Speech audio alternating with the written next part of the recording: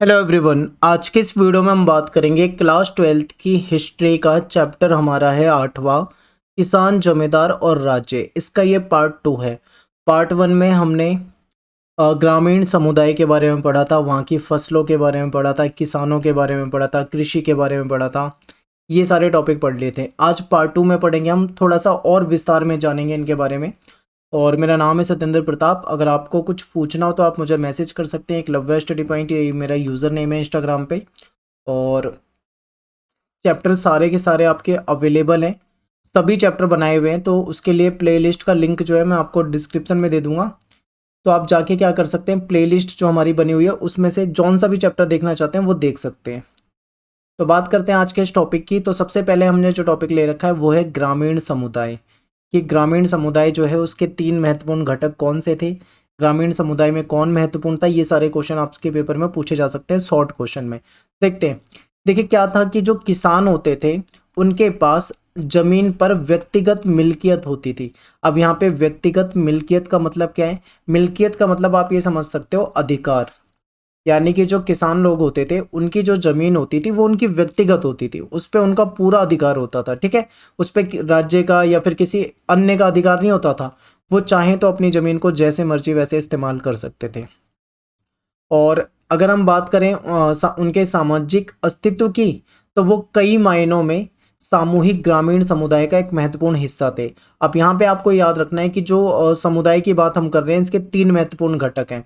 ठीक है, ग्रामीण समुदाय की हम यहाँ पे बात कर रहे हैं।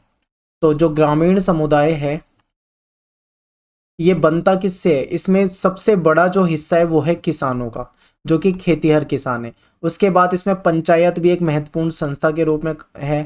पंचायत भी महत्वपूर्ण है, इसे भी कह सकते हैं। और एक और आ जाता है हिस्सा जो कि होता है मुकद्दम, या फिर जिसको हम मुखिया कह सकते हैं। ठीक है, तो यहाँ पे देखिए जो ग्रामीण समुदाय है इसके 3 महत्वपूर्ण घटक थे। सबसे पहले जो है वो है किसान। दूसरे नंबर पे आप यहाँ पे देखोगे पंचायत। और तीसरे नंबर पे आप यहाँ पे देख रहे हो गांव का मुखिया। यानी किसान, पंचायत और मुखिया, ये सब क्या है? ग्रामीण समुदाय के महत्वपूर्ण घटक है।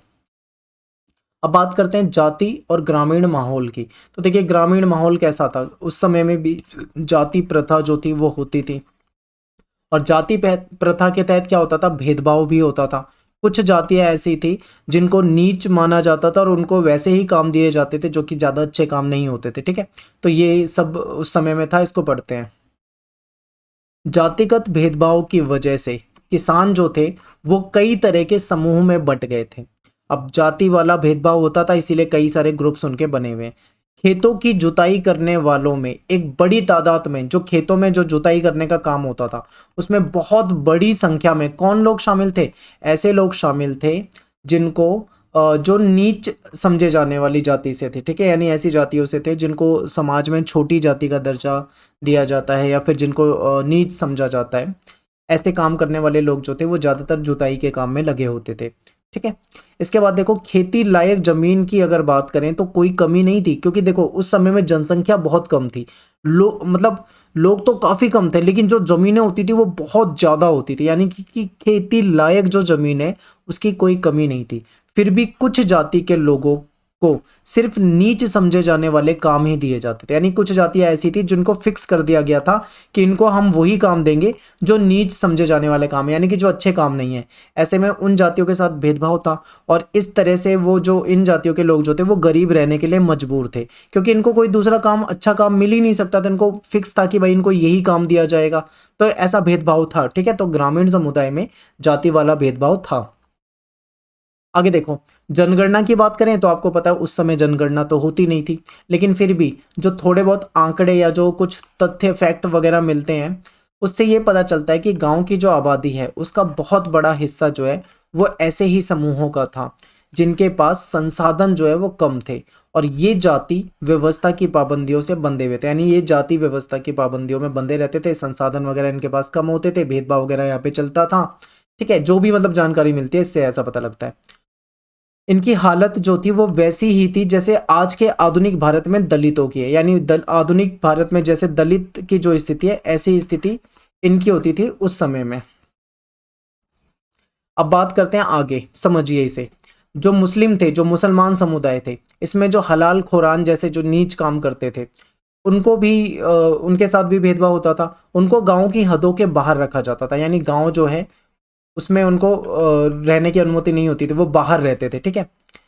इसी तरह बिहार की बात करें तो बिहार में जो मल्लाह जादा हैं, जो नाविक होते हैं, नाव वगैरह चलाते हैं, नाविक होते हैं, उनकी तुलना जो है वो दासों से की जाती थी, ठीक है। बिहार में जो मल्लाह जादा हैं उनकी तुलना किससे की जा रही है? दास से। यहाँ पे आपको भेदभाव दिख रहा है। 17वीं सदी में मारवाड़ी में, यानी मारवाड़ी में एक पुस्तक लिखी हुई मिली है। वो जो किताब है उसमें क्या बातें हैं ये समझिए। इस किताब में राजपूतों की चर्चा किसानों के रूप में की गई, यानी इस जो मारवाड़ी भाषा में एक किताब मिली है उसमें बताया गया है कि जो राजपूत थे, ठीक है, वो क्या थे? किसान थे, खेती करते थे। अब यहाँ पे एक और चीज समझिए, जाट जो थे, इस किताब में ये कहा गया कि जो जाट थे वो भी किसान थे, यानी जाट भी खेती करते थे। लेकिन जाति व्यवस्था की अगर बात करें तो राजपूत के मुकाबले जाट जो थे वो नीचे थे, यानी राजपूत को ज्यादा ऊंचा दर्जा दिया हुआ था और जो जाट होते थे इनको निचला दर्जा मिला हुआ था राजपूतों के मुकाबले। तो ये भी आपको पॉइंट याद रखना है। पशुपालन और बागबानी, ये दो ऐसे काम है जिसमें कि काफी धीरे धीरे प्रॉफिट होने लगा था, यानी मुनाफा जो था वो बढ़ने लगा था। ऐसे में जब मुनाफा बढ़ रहा था तो जो अहीर जाति के लोग हैं, जो गुज्जर जाति के लोग हैं, या जो माली हैं, ये जातियां क्या है, समाज में धीरे धीरे इनका स्तर जो था वो ऊंचा होने लगा था ऊपर की ओर। तो यहाँ पे आपने क्या देखा? जाति और जातिगत भेदभाव। यहां से क्वेश्चन पेपर में ना के बराबर आते हैं, जो मैंने अभी टॉपिक बताया। लेकिन अब जो मैं आपको बता रहा हूं, यहां से क्वेश्चन आपके पेपर में 100% आता है। इस चैप्टर में से दो टॉपिक है, एक है महिलाओं की स्थिति जो कि मैं आपको अगले पार्ट में कराऊंगा, और एक ये पंचायत वाला टॉपिक ही है। इन दो में से एक क्वेश्चन जरूर आता है, तो ये दोनों क्वेश्चन आपको याद रखने हैं। तो अब मैं आपको जो पंचायत बताने वाला हूं ना, ये बिल्कुल दिमाग में बिठा लेना, यहां से क्वेश्चन आएगा और लॉन्ग क्वेश्चन आएगा, हमेशा याद रखना। शॉर्ट क्वेश्चन कभी नहीं आता, हमेशा लॉन्ग क्वेश्चन आएगा। तो पंचायत को समझते हैं। गांव की पंचायत, हर गांव की क्या होती थी? गांव में पंचायत होती थी। गांव की जो पंचायत है उसमें बुजुर्गों का जमावड़ा होता था। बुजुर्ग वगैरह जो गांव के होते थे वो जुड़ते थे इसमें। आमतौर पे वे गांव के महत्वपूर्ण लोग हुआ करते थे जिनके पास अपनी संपत्ति के पुश्तैनी अधिकार होते थे। क्या होता था भाई? गांव में पंचायत होती थी और पंचायत में बुजुर्गों का जमावड़ा होता था, और ये बुजुर्ग ऐसे होते थे जो गांव के महत्वपूर्ण लोग होते थे, इनके पास अपने अधिकार वगैरह होते थे। जिन गांव में कई जातियों के लोग रहते थे वहां अक्सर पंचायत में भी विविधता पाई जाती है। ऐसा क्यों था मैं बताता हूँ। देखिए, मान लीजिए कोई गांव है, वहां पे 3-4 जातियों के लोग रहते हैं, यानी खूब सारे लोग हैं जो एक जाति के हैं, फिर बहुत सारे लोग दूसरी जाति के हैं, बहुत सारे लोग तीसरी जाति के हैं, बहुत सारे लोग चौथी जाति के हैं। मान लीजिए 4 जाति के लोग हैं और उनकी संख्या काफी ज्यादा है। तो ऐसे में क्या होगा? जातियों की भी अपनी अलग पंचायत होती थी, यानी मान लो कोई एक्स जाति का व्यक्ति है तो उसकी अपनी अलग पंचायत होगी। कोई वाई जाति का व्यक्ति है, मान लो उसकी, मैं आपको एग्जाम्पल देके बता रहा हूँ, ठीक है। कोई दूसरी जाति का, मैं यहाँ पे किसी जाति का नाम नहीं ले रहा हूँ, इसीलिए मैं एक्स वाई इस तरीके से समझा रहा हूँ। तो मान लो कोई दूसरी जाति है तो उसके भी क्या होंगे, उसकी अपनी अलग पंचायत होगी। तो इस तरीके से पंचायतों में भी विविधता देखने को मिलती है, वैरायटी देखने को मिलती है। ये एक ऐसा अल्पतंत्र था। पंचायत को हम एक अल्पतंत्र मान सकते हैं, या फिर आप इसको एक संस्था के रूप में देख सकते हैं। इसमें क्या होता है कि गांव के अलग अलग संप्रदायों और जातियों की इसमें क्या होती थी? नुमाइंदगी होती थी। उनकी जो समस्या होती थी उसको सुलझाया जाता था, ठीक है। और पंचायत फैसले भी करती थी और उसके फैसले को माना भी जाता था, मानना पड़ता भी था। तो ये सारी चीजें याद रखना। आगे देखो, पंचायत का फैसला गांव में सबको मानना पड़ता था। अगर पंचायत ने फैसला दे दिया तो लोग उसको मानेंगे, ठीक है, मानना ही पड़ेगा। पंचायत का सरदार जो होता था, मेन जो होता था, जो मुख्य होता था, उसको मुखिया बोलते थे। मुखिया को मुकद्दम और मंडल भी कहा जाता है, तो ये भी नाम याद रखना। यानी मुकद्दम और मंडल, ये तीनों एक ही पद है, एक ही पोस्ट है, मुखिया। कुछ स्रोतों से ऐसा लगता है कि मुखिया का चुनाव गांव के बुजुर्गों की आम सहमति से होता था। ऐसे कुछ सबूत मिले जिससे पता लगा है कि मुखिया जो चुना जाता था ना, गांव का जो भी मुखिया चुना जाता था, वो गांव की बुजुर्गों की सहमति से होता था। अगर गांव के बुजुर्ग नहीं चाहेंगे कि भाई फलाना व्यक्ति मुखिया ना बने तो वो कभी बन नहीं सकता था, क्योंकि गांव के बुजुर्गों की राय उसमें होती थी। और इस चुनाव के बाद, जैसे मान लो कि गांव के बुजुर्गों ने किसी व्यक्ति को मुखिया चुन लिया, तो उस चुनाव के बाद उसकी मंजूरी किससे लेनी पड़ती थी? जमींदार से। जमींदार भी एक महत्वपूर्ण पद होता था। जो जमींदार वहां पे होते थे वो ताकतवर लोग होते थे, आप ये समझिए, समृद्ध होते थे, ठीक है। मुखिया जो होते होते हैं वो अपने ओहदे पर तभी तक बना रहता था जब तक गांव के बुजुर्गों का उस पर भरोसा हो। अगर गांव के बुजुर्गों का भरोसा मुखिया से उठ गया तो फिर वो पद पे नहीं रह सकता, ठीक है। अगर मान लो ऐसा हो जाता है कि बुजुर्गों से भरोसा उठ जाता है, तो ऐसे में बुजुर्ग जो है वो उसको बर्खास्त कर सकते हैं, उसको हटा सकते हैं। तो ये भी इनके पास पावर होती थी। गांव की आमदनी और खर्च का हिसाब किताब अपनी निगरानी में बनवाना मुखिया का मेन काम था। अब यहाँ पे एक क्वेश्चन शॉर्ट में अगर पूछ ले आपसे कि बताइए पंचायत के मुखिया का मुख्य काम क्या है, तो गांव की जो आमदनी है और उसका जो खर्चा होता है, जो भी उसका हिसाब किताब है, कितना लगा कहाँ लगा, वो पूरा का पूरा हिसाब किताब रखना मुखिया का काम है। और इसमें पंचायत का पटवारी जो होता है वो क्या करता है, मुखिया की हेल्प करता है, उसकी सहायता करता है। पंचायत का खर्चा जो है वो गांव के उस आम खजाने से चलता है जिसमें हर व्यक्ति अपना योगदान देता है। देखिए क्या था कि पंचायत में एक फंड होता था, एक कोष होता था। उस फंड में क्या करते थे, पंचायत के सभी सदस्य अपना योगदान देते थे, जितना जितना जिससे जिससे जो भी बनता होगा वो अपना योगदान देते थे। ठीक है। और ये इससे क्या हो जाता था, एक खजाना बन जाता था। इस खजाने से उन कर अधिकारी, वो जो टैक्स अधिकारी होते थे, उनको भी क्या दिया जाता था, उनको भी मतलब जो भी उन पे खर्चा होता था वो किया जाता था। क्योंकि ये जो कर अधिकारी होते थे गांव में दौरा करते थे, तो इनकी खातिरदारी करने के लिए भी इसी कोष में से, इसी फंड में से पैसा दिया जाता था। ये जो फंड है, ये जो कोष है, इसका इस्तेमाल प्राकृतिक आपदा, जैसे मान लो कि गांव में बाढ़ आ जाए, ठीक है, बाढ़ वगैरह आ गई, तो ऐसे में प्राकृतिक विपदा आने पे भी ये जो कोष का जो पैसा है इसको इस्तेमाल किया जाता था। और कुछ ऐसे काम जैसे कोई सामुदायिक काम हो, ठीक है, ध्यान रखना पर्सनल काम नहीं, सामुदायिक, समुदाय के काम के लिए जो किसान खुद से नहीं कर सकता, तो उसमें भी इस फंड में से पैसा लगाया जाता था। जैसे मान लो कोई छोटा मोटा बांध बनाना हो गया या कोई नहर की खुदाई करनी है, तो उसके लिए भी उसका फंड से पैसा खर्च किया जा सकता था। पंचायत का एक बड़ा काम यह तसल्ली करना भी था कि गांव में रहने वाले अलग अलग समुदाय के लोग अपनी जाति की हदों के अंदर रहें। ये बहुत तगड़ा पॉइंट है, समझिए। क्या होता था कि गांव में अलग अलग जातियां होती थी और कुछ जातियों को नीच समझा जाता था, कुछ जातियों को ऊंची जाति का दर्जा दिया हुआ था। तो ऐसे में पंचायत का काम यह भी होता था कि देखे कि भाई सभी अपनी जातियों की हद में रहे, यानी कोई ऐसे काम ना करे जिससे कि मतलब दूसरी जाति वाले उस पे मतलब लड़ाई झगड़ा उनके बीच में। तो ये भी पंचायत देखती थी। पूर्वी भारत की अगर बात करें तो जो सब शादियां होती थी, तो सभी शादियों में मंडल की मौजूदगी में होती थी। यानी मंडल का क्या मतलब है, यहाँ पे मुखिया, मैंने आपको बताया था ना, इसको मंडल भी कहा जाता है, मुकद्दम भी कहा जाता है। तो मुखिया की मौजूदगी में ही शादियां होती थी। और एक पॉइंट और है, जाति की अवहेलना रोकने के लिए लोगों के आचरण पर नजर रखना भी गांव की मुखिया की जिम्मेदारी में से एक था। गांव का जो मुखिया था वो लोगों पे नजर रखता था कि सभी लोग क्या करें, अपनी जो जाति के जो भी नियम है उसको पालन करें, उसको माने, अपनी हद में रहें। ठीक है। पंचायतों को जुर्माना लगाने और समुदाय से निकालने यानी निष्कासित करने का भी अधिकार होता था। अगर पंचायत को लगता है कि भाई कोई व्यक्ति सही तरीके से पेश नहीं आ रहा है या फिर कुछ गलतियां कर रहा है, जातियों की हद में नहीं रह रहा है, तो उस पर जुर्माना लगा सकते थे। पंचायत चाहे तो किसी को समुदाय से, गांव से, जाति से भी निकाल सकते थे। समुदाय से बाहर निकालना एक बहुत बड़ी सजा होती थी, याद रखना, क्योंकि सभी लोग उनसे फिर कट जाते थे अगर पंचायत ने बहिष्कार कर दिया है तो। समुदाय से बाहर निकालना एक कड़ा कदम था जो एक सीमित समय के लिए लागू किया जाता था, यानी एक लिमिटेड समय के लिए। मान लो किसी ने कोई गलती कर दी, बड़ी गलती है, तो उसको समुदाय से बाहर कर सकते हैं। जैसे मान लो सजा दे दी कि भाई उसको 1 महीने के लिए हम समुदाय से बाहर करते हैं, तो 1 महीने के लिए दाना पानी बंद, तो लोग बात भी नहीं करेंगे, ऐसा हो जाता था। इसके तहत दंडित व्यक्ति को दिए हुए समय के लिए गांव छोड़ना पड़ता था। यह भी है कि गांव तक से बाहर निकाल दिया जाता था कि मान लो 1 महीना के लिए किसी को निष्कासित कर दिया है, तो अब वो गांव से बाहर रहेगा, गांव में दिखेगा भी नहीं।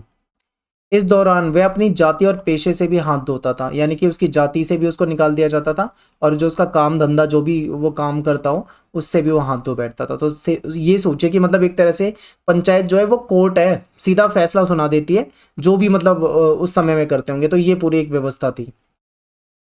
आगे देखिए, ऐसी नीतियों का मकसद, ये जो स्ट्रिक्ट रूल आपको दिख रहे हैं पंचायत के, ये क्यों है, तो ऐसी नीतियों का मकसद ये था कि जातिगत रिवाजों की अवहेलना रोकना, या ताकि कोई भी व्यक्ति जो जातिगत रिवाज हैं जो भी हैं उसकी अवहेलना ना करे। ठीक है, इसीलिए कड़े कदम उठाते थे। ग्राम पंचायत के अलावा गांव में हर जाति की अपनी पंचायत होती थी। मैंने आपको स्टार्टिंग में भी बताया कि जातियों की भी अपनी अलग पंचायत होती थी। समाज में ये पंचायतें जो थी काफी ताकतवर होती थी। राजस्थान की बात करें तो राजस्थान में जाति पंचायतें अलग अलग जातियों के लोगों के बीच में झगड़ों का निपटारा करती थी। कई बार क्या होता है, गाँव में लोग साथ रहते हैं लेकिन कुछ बातों पर लड़ाई झगड़ा विवाद हो जाता है, तो ऐसे में वो क्या करते थे, पंचायतों में जाते थे और उनकी जाति की जो भी पंचायत होती थी वो उनके लड़ाई झगड़े को सुलझाती थी। ठीक है, जमीन में मान लीजिए कोई जमीन को लेकर, गांव में कोई जमीन को लेकर कोई झगड़ा हो गया तो उसका भी मतलब पंचायत क्या कर देती थी, समाधान कर देती थी। पंचायत जो थी वो ये तय करती थी कि शादियां जो है वो जातिगत मानदंडों के मुताबिक हो। जो भी मतलब जाति में हर जाति के अपने रूल्स होते थे उसके अनुसार हो, ये भी पंचायत मतलब इस चीज का ध्यान रखती थी।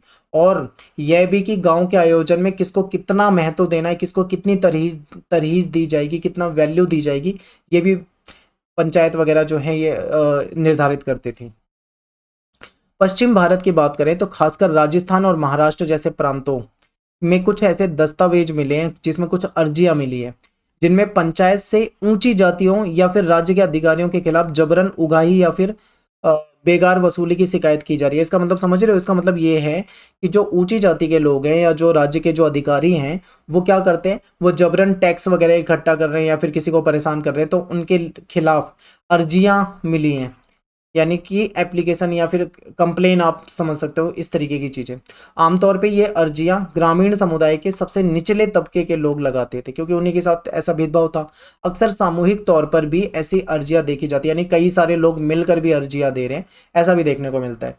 ठीक है, इनमें से किसी जाति या संप्रदाय विशेष के लोग सम्भ्रांत समूहों की उन मांगों के खिलाफ अपना विरोध जताते थे जिन्हें वो नैतिक दृष्टि से अवैध मानते थे। कई बार क्या होता था कि जो ऊंची जाति के लोग हैं वो कुछ ऐसी बातें करते होंगे या ऐसा कुछ, ऐसी कोई हरकत कर रहे होंगे या जो भी होगा जिससे कि जो निम्न समुदाय के लोग थे उनको लगता होगा कि भाई ये चीज़ सही नहीं है, तो ऐसे में वो क्या करते थे, इसका विरोध करते थे। ठीक है, तो जाति होती थी, जाति प्रथा थी, जातिगत भेदभाव थे, ये सारी चीज़ें जो है यहाँ पे देखने को मिलती है। और पंचायत क्या करती थी, इसमें कुछ जो समाधान वगैरह होते थे वो करती थी। तो ये पंचायत वाला क्वेश्चन जो है बहुत इंपॉर्टेंट है, इसको 2 बार देख लो बेशक से पंचायत को रिपीट करके, पर याद कर लो इसे, क्वेश्चन आता है, लॉन्ग क्वेश्चन आता है। अब बात करते हैं ग्रामीण दस्तकार की। दस्तकार वो होते हैं जो हाथ के काम करते हैं, कढ़ाई वगैरह बनाना या घड़े वगैरह इस तरीके की चीज़ें बनाना, ठीक है, डिजाइन बनाना, ऐसे काम। तो अंग्रेजी शासन के शुरुआती वर्षों में किए गए गांव के सर्वेक्षण और मराठाओं के दस्तावेज बताते हैं क्या था कि अंग्रेजी शासन के शुरुआती वर्षों में कुछ सर्वे किए गए थे गांव के और कुछ मराठाओं के दस्तावेज मिले। उससे क्या पता लगता है, देखिए इससे पता लगता है कि गांव में दस्तकार जो थे काफी अच्छी तादाद में रहते थे। कहीं कहीं तो कुल घरों के 25% घर जो थे दस्तकारों के थे, समझ रहे हो, यानी 1/4, एक चौथाई हिस्सा, 25%, आप ये लगा लो कि कुछ जगह पे 25% हिस्से केवल दस्तकारों के घर होते थे। कभी कभी किसान और दस्तकारों के बीच फर्क करना मुश्किल था। क्यों? क्योंकि कई ऐसे समूह थे जो दोनों किस्म के काम करते थे, यानी जो खेती भी करते थे और दस्तकारी भी करते थे। तो ऐसे में हमें ये अंतर कर पाना मुश्किल है कि इसे हम किसान बोले या दस्तकार बोले। खेतीहर और उसके परिवार के सदस्य कई तरह की वस्तुओं के उत्पादन में शामिल रहते थे, जैसे मान लो रंगाई वगैरह करना, कपड़े पर छपाई वगैरह करना, मिट्टी के बर्तन बनाना, उसको पकाना, खेती के छोटे छोटे औजार बनाना या फिर उनको रिपेयर करना, उनकी मरम्मत करना। ठीक है, उन महीनों में जब उनके पास खेती के काम से फुर्सत होती थी, मान लो कि फसल बो दी है, फसल के पकने का इंतजार कर रहे हैं तो उनके पास फुर्सत है, तो उस समय में जो खेतीहर मजदूर होते थे वो दस्तकारी का काम करते थे, कुछ हाथ के काम करते थे। कुम्हार, लोहार, बढ़ई, नाई, यहाँ तक कि सुनार जैसे ग्रामीण दस्तकार भी अपनी सेवाएं गांव के लोगों को देते थे। ठीक है, ये सारे हाथ के काम होते हैं ना, जैसे कुम्हार मिट्टी के घड़े वगैरह बनाना, लोहार लोहे से रिलेटेड चीजें बनाना, बढ़ई जो है लकड़ी वगैरह की चीजें पे काम करना। ठीक है, ये सब क्या है, दस्तकारी में आता है। ये क्या करते थे, गांव के जो ग्रामीण दस्तकार जो थे वो गांव के लोगों को अपनी सेवा देते थे, यानी उनके लिए काम करते थे, जिसके बदले में गांव वाले उन्हें क्या देते थे, अलग अलग तरीकों से सेवाओं की अदायगी करते थे। आमतौर पर उन्हें क्या दे देते थे, देखो उस समय में ना एक्सचेंज सिस्टम काफी पॉपुलर था, यानी उनको फसल वगैरह दे देते थे, उनकी सेवा के बदले में उनको क्या दे दिया, फसल दे दिया, या फिर गांव की जमीन का टुकड़ा दे दिया, कोई शायद कोई ऐसी जमीन जो खेती लायक होने के बावजूद भी बेकार पड़ी हो तो उसे भी दे सकते थे। तो ये चीजें चलती थी। नेक्स्ट है एक छोटा गणराज्य। अब देखिए क्या है कि 19वीं सदी के कुछ अंग्रेज अफसर अंग्रेज अफसर जो थे वो भारतीय गांवों को एक छोटे से गणराज्य के रूप में देखते थे। ये अंग्रेजों का कहना है कि यहाँ पे भारत जो है, यहाँ के जो गांव है, यहाँ पे लोग सामूहिक स्तर पर भाईचारे के साथ संसाधन और श्रम का बंटवारा करते हैं, यानी भाईचारे से रहते हैं, एक दूसरे से संसाधन और जो मेहनत है, जो भी श्रम है, उसका बंटवारा करते हैं। ये कहते हैं लेकिन ऐसा नहीं लगता कि गांव में सामाजिक बराबरी है। सामाजिक बराबरी यानी सभी लोग समाज में एक बराबर नहीं है। ऐसा क्यों? क्योंकि आपको पता है उस समय में सामाजिक बराबरी इसलिए भी नहीं थी क्योंकि जाति प्रथा थी। ठीक है। और दूसरा, अमीरी गरीबी आर्थिक रूप से भी देख सकते हैं कि ये भी हो सकता है। आगे देखो, संपत्ति की व्यक्तिगत मिल्कियत होती थी, यानी संपत्ति जो है वो किसी की व्यक्तिगत मिल्कियत होती थी, उसका पूरा अधिकार होता था। साथ ही जाति और जेंडर यानी लिंग के नाम पर समाज में विषमताएं थी। जाति के आधार पर भेदभाव था, ये मैं आपको स्टार्टिंग में ही बता चुका हूं। लिंग के आधार पर भी भेदभाव था, महिला पुरुष का भी भेदभाव होता था। कुछ ताकतवर लोग गांव के मसलों पर फैसले लेते थे और कमजोर वर्गों का शोषण करते थे। न्याय करने का अधिकार भी उन्हीं को मिला हुआ था, ऐसा अंग्रेजों का कहना है। ठीक है, तो ये पॉइंट भी आपको याद रखने। यहाँ से जो है हमारा पार्ट 2, यानी आज का हमारा पार्ट 2 भी खत्म हो जाता है। इसमें मैंने आपको पंचायत वाला जो टॉपिक बताया वो सबसे ज्यादा इंपॉर्टेंट है, वहां से आपका लॉन्ग क्वेश्चन जरूर आता है पेपर में, याद करके आना। ठीक है, अब थर्ड पार्ट में इस चैप्टर को खत्म कर दूंगा पूरा, क्योंकि बड़ा चैप्टर है, एक वीडियो में बनाते तो 1 घंटे 1.5 घंटे की वीडियो हो जाती है, इसीलिए मैं इसको 2-3 पार्ट में करा रहा हूँ। तो मिलते हैं नेक्स्ट वीडियो में। थैंक्स फॉर वॉचिंग सभी को। जय हिंद, जय भारत।